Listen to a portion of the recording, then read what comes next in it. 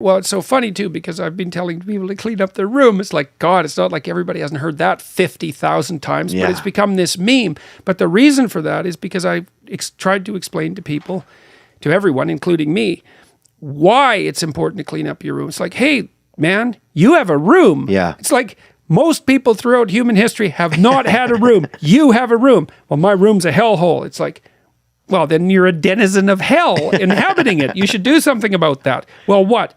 Well, put it in minimal order.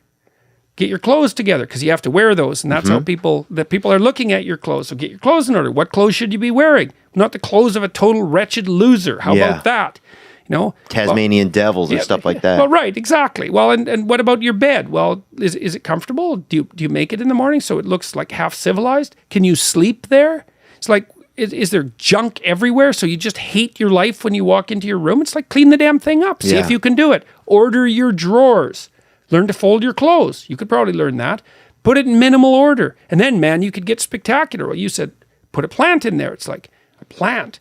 Well, then you have to learn how plants work, and then you have to water the damn thing. But then there's something living in your room. You might hope, my room is the sort of place where something could hypothetically live. Like me. Yeah, like you. Yeah, exactly. And then you might actually start to live. Well, you might. If you set the stage for it, you might start to play the part. And then you think, wow, well, that's it. Maybe I could make it beautiful.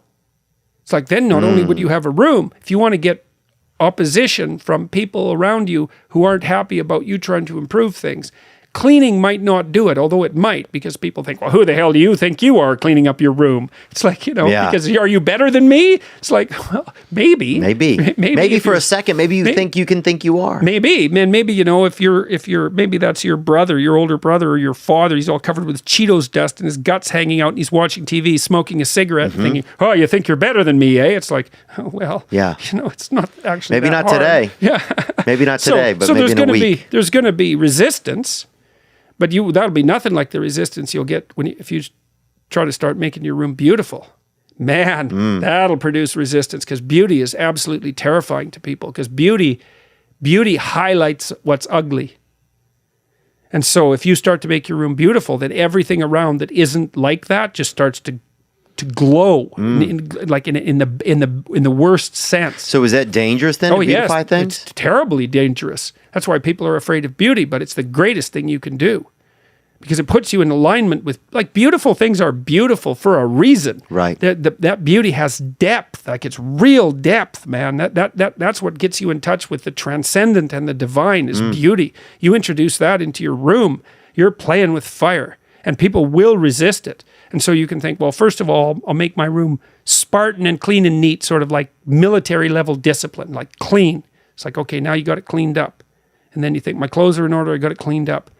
Well, now maybe I'll do something that'll make it beautiful. Well, then you have to learn what beauty is too, and that's really hard. And that'll be scary. And that's going to be scary, because especially if you're a dude, you can't, you know. Well, you're also going to think, well, what the hell do I know? I have terrible taste, which is undoubtedly true. Yeah. So do your best, get a print of something. Get a print of a great painting, put it on your room. It's like, you think, whoa, I don't know what the hell that thing's doing there. It's like, look out, man, that thing's got power.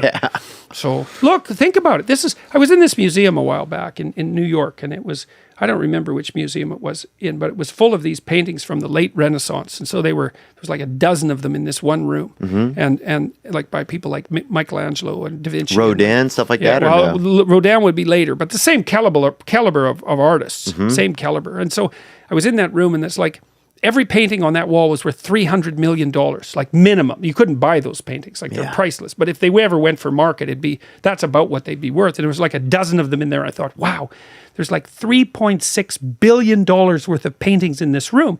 And then there's people all over the world, they're coming to look at these paintings. And you think, okay, look, here we are. We're in the richest city in the world, prime real estate, in this unbelievably expensive museum, in this sealed room. The paintings are worth $3.6 billion, and people are making pilgrimages from all over the world just to look at them. It's like, what the hell's going on? It's like, yeah, no kidding.